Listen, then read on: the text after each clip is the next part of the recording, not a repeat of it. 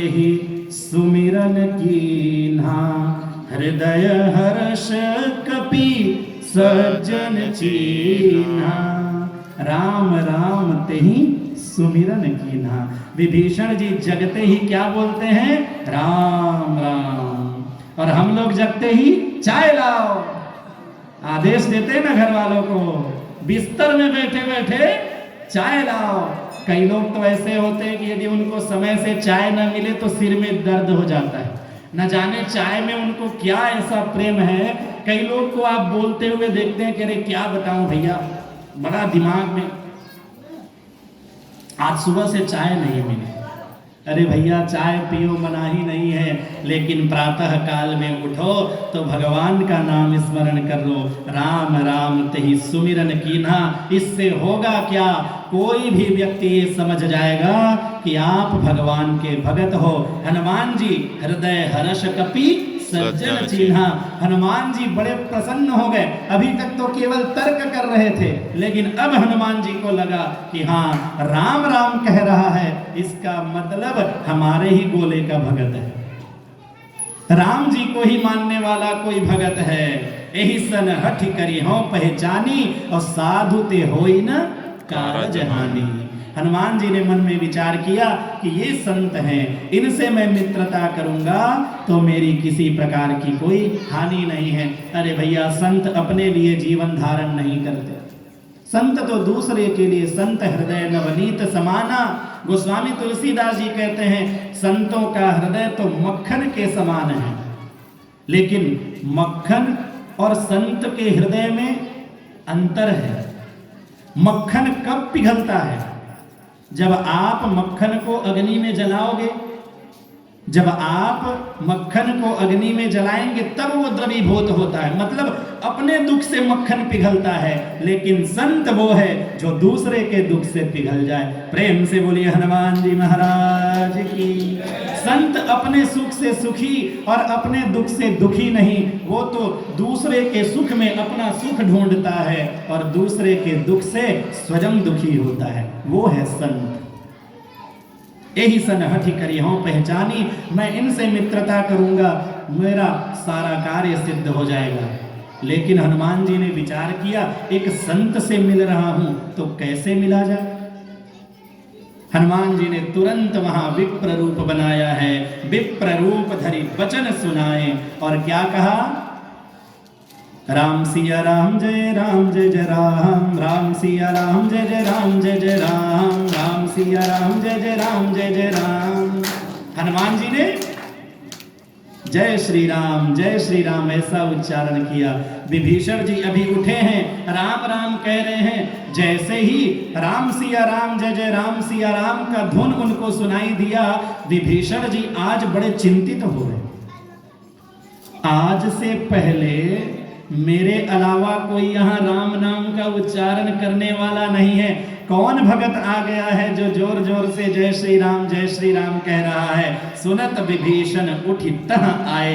क्योंकि भैया, एक संत जब दूसरे संत को देखता है ना तो अपने आप खींचा चला आता है। एक वैष्णव दूसरे वैष्णव को देखता है तो निश्चित ही सम्मान करता है। ध्यान रखिएगा, कभी भी संत ब्राह्मण मिले तो उनका सम्मान करें, हाथ जोड़कर प्रणाम करें, कुशल क्षेम पूछें। और संतों से, ब्राह्मणों से दुनियादारी की बात नहीं की जा सकती। उनसे तो केवल और केवल प्रभु की कथा में हमारी अनुराग कैसे हो, संत कैसे मिलेंगे, प्रभु का दर्शन कैसे हो, यही बात करनी चाहिए। यहाँ विभीषण जी उठकर आए, करी प्रणाम पूछी कुशलाई, विप्र कहो निज कथा बुझाई। विभीषण जी ने कहा, राम राम कहने वाले आप कौन हैं? अपने बारे में मुझे बताइए। आप किस लिए आए हैं? कि तुम हरिदासन मह कोई? क्या आप मेरे प्रभु श्री राम जी के कोई दास हैं? या कि तुम राम दीन अनुरागी? क्या आप साक्षात मेरे प्रभु श्री राम जी हैं जो मुझ पर दया करके आयहु मोहि करन बड़ भागी? मेरा अत्यंत सौभाग्य आज कि मेरे प्रभु श्री राम स्वयं पधारे हैं। हनुमान जी ने हाथ जोड़ लिया और कहा कि मैं प्रभु श्री राम तो नहीं हूं, लेकिन मैं उनका भगत हूं। इन्होंने, विभीषण जी ने पूछा कि आप कौन हैं? आप अपने बारे में बताइए। लेकिन हनुमान जी अपने बारे में कम बताते हैं, भगवान के बारे में बता रहे हैं। तब हनुमंत कही सब राम कथा निज नाम। पहले भगवान श्री राम की कथा करते हैं, उनके बारे में बताते हैं, तब निज नाम, तब अपना नाम बताते हैं कि मैं उन प्रभु श्री रामचंद्र जी का दास हूं। सुनत जुगल तन पुनक मन मगन सुमिरी गुण ग्राम। जब एक भगत के सामने भगवान की कथा कहो ना, तो दूसरा भगत अपने आप प्रसन्न हो जाता है। भगवान की कथा तो दुष्ट व्यक्ति को ही अच्छी नहीं लगती। जो संतों का सम्मान करने वाला होगा, जो भगत होगा, उनको भगवान की कथा हमेशा अच्छी लगती है। एक दूसरे से कुशल क्षेम पूछा। हनुमान जी पूछते हैं, विभीषण जी आप इतने बड़े बड़े निशाचरों के बीच में कैसे रहते हैं? विभीषण जी ने कहा, क्या दुख बताऊं हनुमान जी, सुनहु पवन सुत रहनी हमारी और जिमि दस ननि महु जीभ बिचारी। मैं तो उस जीभ बिचारी की तरह हूं जो 32 दांत के बीच में घिरी रहती है। न जाने कब ये दांत जीभ के ऊपर आक्रमण कर दे। आप देखे होंगे भोजन चबाते हुए न जाने कितने बार दांत जीभ को काट लेता है। तो मेरी स्थिति तो इन निशाचरों के बीच में उसी तरह है। तात कबहु मोहि जानी अनाथा करिहि कृपा भानुकुल नाथा।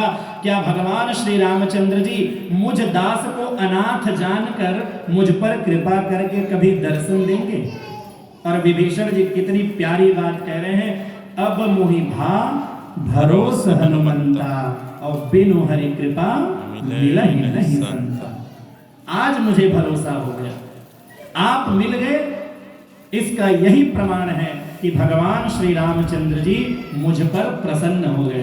क्योंकि जब तक भगवत कृपा नहीं हो सकती, तब तक हमें संत का दर्शन नहीं हो सकता, संत का लाभ हम नहीं ले सकते। अरण्य कांड में आप दृष्टिगोचर करिए। अरण्य कांड में महाराज जी आप दृष्टिगोचर करिए, जब जयंत ने भगवान श्री राम का अपराध किया, सीता चरण चोंच हति भागा। जयंत कौवे का रूप धारण किया हुआ है, माता सीता के पैर को चंचू का प्रहार करके भगा है। उस समय भगवत कृपा से ही नारद जी मिले।